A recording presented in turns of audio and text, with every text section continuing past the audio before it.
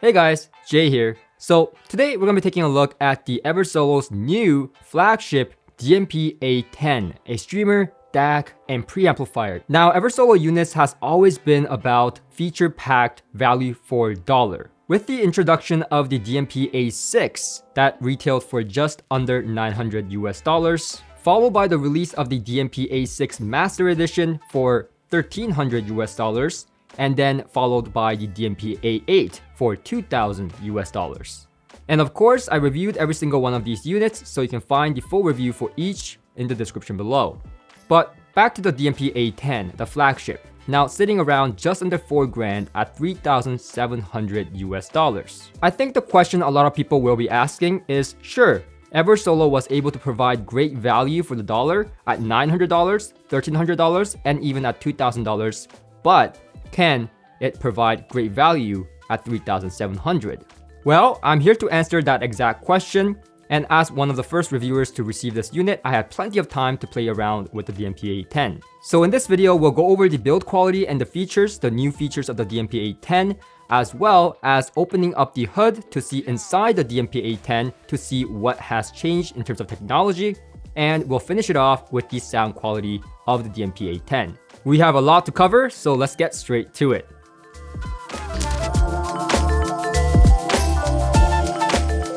First, taking a look at the DMP-A10. The unit is definitely a more full-sized unit in comparison to the DMP-A6 and the DMP-A8. Now, I wouldn't necessarily say that this is an upgrade in terms of build quality in comparison to the previous less expensive versions, because the touch and the feel of the product is similar. However, the addition of the heatsinks and the little corners that give a different aesthetic vibe to this unit, as well as the slightly bigger screen size, which has gained about 0.5 inches, is a little bit more put together than the DMP-A8. And if you remember, my complaint with the DMP-A8's aesthetic value was that the screen was kind of out of place with the rest of the unit. In this case, I think it fits much better here on the DMP-A10. The screen is snappy as always and full of features as is with the display on the volume knob. Very cool, and even more cool since you can customize its displays. I personally think it's innovative and that Eversolo did a really good job with this volume, kind of display that I really haven't seen with other brands before. But I would like to know what you guys think. Let me know in the comment section. On the back, you get even more inputs and outputs than any other Eversolo units. As you may know, Eversolo units, all of them, including the DMP-A10, is not just a standalone streamer. It is a streamer, preamp, and also a DAC built inside. Meaning, all you need is an amplifier and a speaker for a complete streaming system. And again, one thing that I really like about Eversolo units is that unlike some units out there from other brands, Eversolo's units allow maximum flexibility when connecting to other devices in the market. It allows you to use the unit as just a streamer, or streamer plus DAC, or streamer plus DAC plus preamp, or even use as just a DAC plus preamplifier if you are using a different source like a TV or a CD player. Now you may ask, why wouldn't you want to use all of the features inside the DMP-A10? After all, you pay for them. Well, the reasons may vary depending on your usage. You may choose to use all of the features or some of the features. But for example, let's say I have an external DAC, like the Pontus 15th anniversary from Denafrips. And let's say I want to use that DAC because I bought it and it just sounds better to me. This is possible thanks to the digital outputs on the back side. It has optical, coax, and USB. Personally, I recommend the USB because it's a more superior connection, especially if you're planning to upsample or play DSD files or PCM up to 768 kHz. Beside the digital outputs, we have the digital inputs. This section would be used if you want to use a different source aside from the streamer inside the DMP-A10. For example, let's say you want to use a CD transport like the Shenling ET3 that I reviewed, which is, by the way, a great companion because the upsampling engine on the Shenling is excellent with the DMP-A10. Or let's say you want to connect it to your TV. Well, you can use the HDMI port that is compatible with eARC and also backward compatible with ARC. And then there's the analog side, starting with the analog inputs. Here we get 2 sets of RCA, single-ended inputs, and balanced XLR. And you would use this section if you want to use just the preamplifier of the Eversolo DMP-A10, bypassing the DAC and the streamer. This would also mean that you have your own streamer or own source like a CD player or TV or what have you, and also a separate DAC as well. Now, of course, this can help you integrate your DMP-A10 in multiple different ways to your system. But I feel like it's a little bit of waste to use this unit just for its preamplifier capability, especially considering the price that you paid for.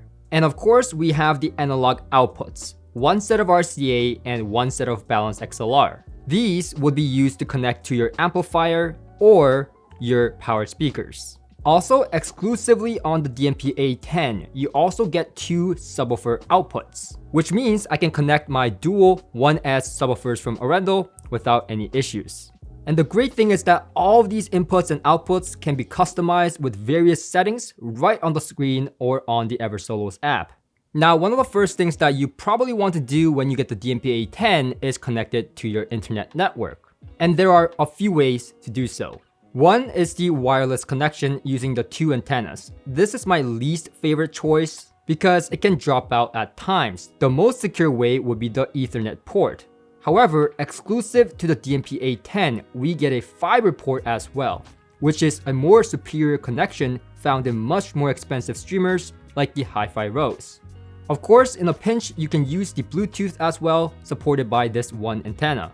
If you want to play your locally stored music, then you can use the OTG USB port or the 2 NVMe SSD slot up to 4 terabytes each, or even music stored on your NAS drives as long as it's in the same local network. Also exclusive to this unit, you get a nicer remote with the DMP-A10. I can honestly say in terms of app features and what you can do with this unit, this is the most I've seen from any brand regardless of the price point. We of course still get the customized displays including the much loved VU meters, different app themes, and plethora of streaming app support that keeps getting added, not to mention the pro features like parametric EQ, loudness control, and much more that we saw on the DMP-A8. So I would encourage you to check out my DMP-A6 and the DMP-A6 Master Edition as well as the DMP-A8 review to get the full idea of the features available. However, on the DMP-A10, now you get room correction as well. Now to do this room correction, there's the easy way and a little bit more elaborate ways. So I'll describe you 3 different ways you can use the room correction. First is using just the microphone on your phone. Now, this is the least accurate and probably not something I recommend doing because the microphone on your phone isn't calibrated and really you want to use a calibrated microphone. So the more ideal way would be to use a microphone like this from Mini DSP that uses a USB powered calibrated microphone. Or if you want to use your phone and you just don't want to buy a separate calibrated microphone like the Mini DSP, then you can do so by buying something like the Dayton Audio's little calibrated microphone here that gives you great results. This microphone is also available with different connections for different phones, and I'll link to all of them in the description below so you don't have to go out and search for them. Now, in terms of the result of the room correction with the Eversolo DMP-A10, it's not as elaborate as other softwares like Direct Live, for example, that puts into account a lot more than what the Eversolo's room correction does.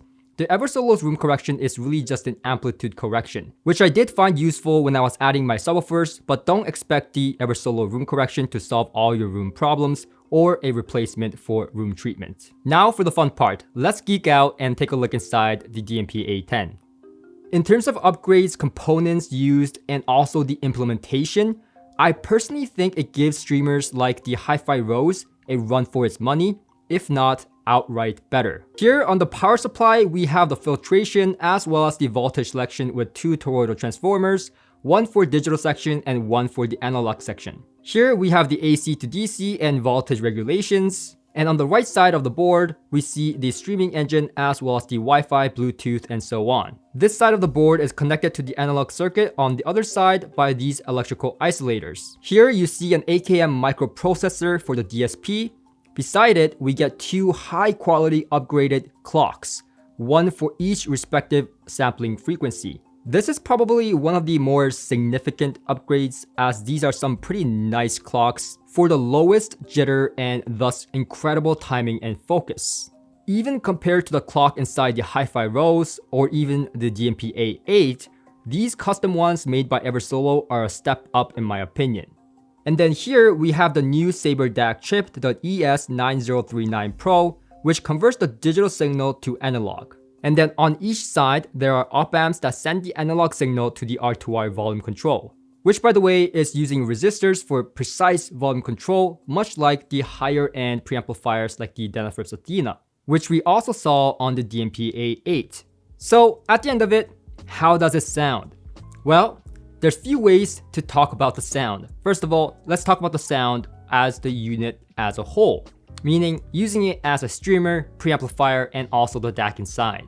And connecting the Eversolo DMP-A10 to my system using my audio monoblocks and the Platimon VC1 and VC2, personally, I would summarize the sound that I heard as precise. With precise, focused stereo imaging right down the center, spotless vocals and instruments with great separation, and also a really quiet noise floor. The sound was overall very transparent and almost borderline analytical in terms of its overall tonality. Now, as you may know, this is particularly not my type of sound. I like a warm, lush kind of sound, and even the DMP-A6 and the DMP-A8 had this type of sound. Now it's just even more accurate, more focused, with better timing, better imaging, better separation, and even a darker background. But as it was for the Eversolo DMP-A6 and the 8, the same thing goes for the A10. It doesn't really concern me because using the paramedic EQ, I can really change the tonality to suit my own needs. For example, in this system, I found that bumping that 250Hz region slightly and bringing up the upper mids slightly down in my room really gave me that warmth that I was looking for. So it goes without saying, with a unit like this that offers so many features to customize the sound to your needs, and with subwoofer integration as well, you can really expect the sound to differ and customizable quite literally in terms of its tonality and the matching to your system. However, there's two things I will note here, and one is great and one is bad. Now the good part is that even though I'm messing around with the paramedic EQ and have the exact same settings as the Eversolo A6 and the A8, the DMP-A10 somehow still has more transparency, more quiet background, more focused imaging, and more precise sound. Now the overall tonality is to my liking now, more warm, lush, but that imaging, that background is still more superior and better timing and speed than the A6 and the A8, which to me is definitely an upgrade. Now, the bad. The bad is that I definitely am used to that tube characteristic using my RX preamplifier, and as you know, I enjoy a very large, wide, and deep soundstage. And while I don't expect that from the Eversolo DMP-A10, I was still somewhat underwhelmed by the soundstage it provided in my room. So in my opinion, it is a weak point of the Eversolo DMP-A10, that the soundstage isn't quite as wide and deep as I had hoped for at this price point.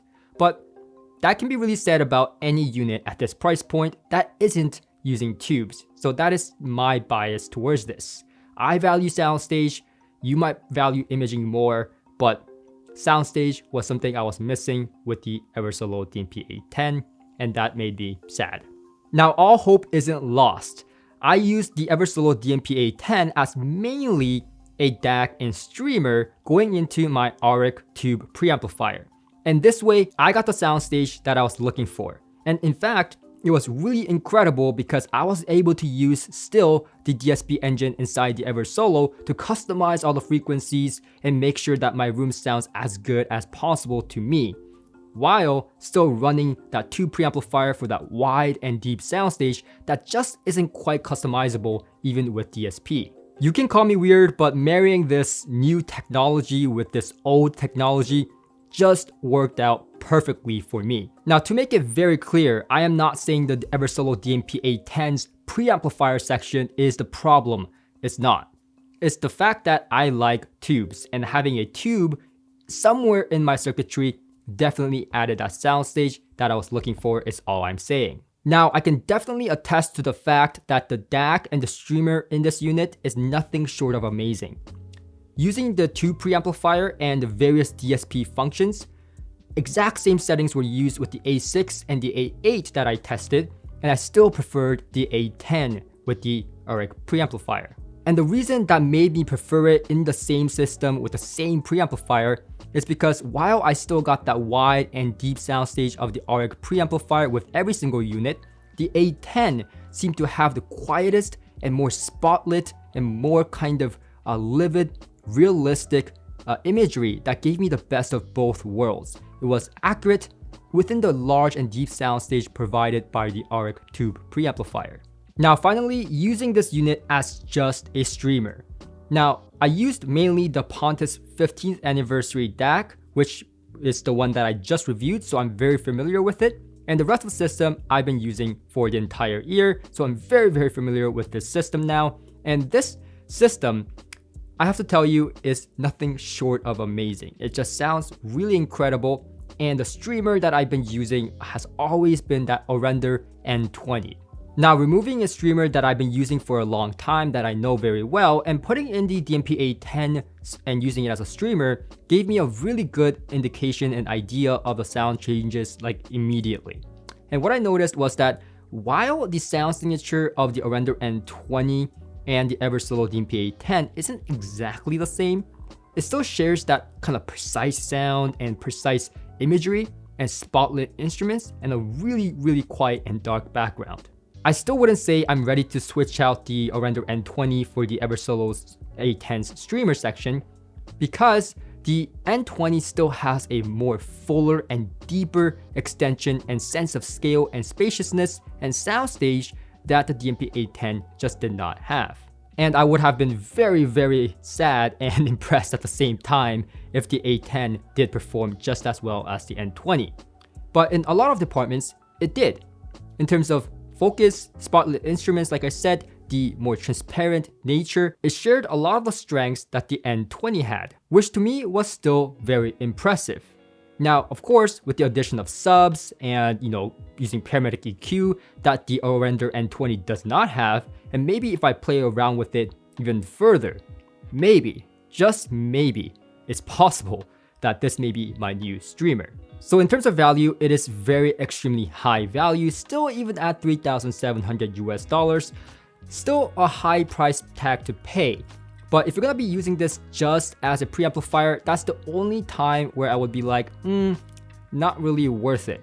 As a streamer and as a streamer DAC, I think it's very much worth it, especially if you're considering adding another component that suits and balances the sound signature of the Eversolo out. And I think the value is there as long as you have that DSP control, which is still available when you're using it as just a streamer or as a streamer DAC in this unit. The DSP functionality is super powerful and something that I don't see in high-end streamers, even like the Orender N20, and it's very much missed because it gives you the flexibility to tweak and change little settings that can fine-tune your system. And of course, the dedicated subwoofer output as well as the control that you get with the app for the subwoofers really adds value for someone that wants subwoofers for deep extension in their stereo system, or if you're someone that wants to have a small home theater system setup. So it goes without saying, in my opinion, I think it still provides incredible value at $3,700 US. But if you're someone that doesn't need all the extra functionality, but still wants a good enough functionality, way better than a lot of the competition, I think you should take a look at the Eversolo DMP-A6 as well as the A8 as well. As great as the features are and there is a sound improvement, I think there's still a diminishing return at this price point, and the previous A6 and the A8 and even the A6 Master Edition provided even better value for dollar. I think the A10 as a flagship is really meant for someone that wants it all. So that's it from me. I hope this video was helpful and entertaining, and if it was, please do me a favor and click that like button, as well as subscribe for my future videos. The next video will be on the PS Audio FR5 loudspeakers, which I've been absolutely digging. So I'll see you on that journey, and thank you for joining me on today's journey with the DMP-A10. Until next time.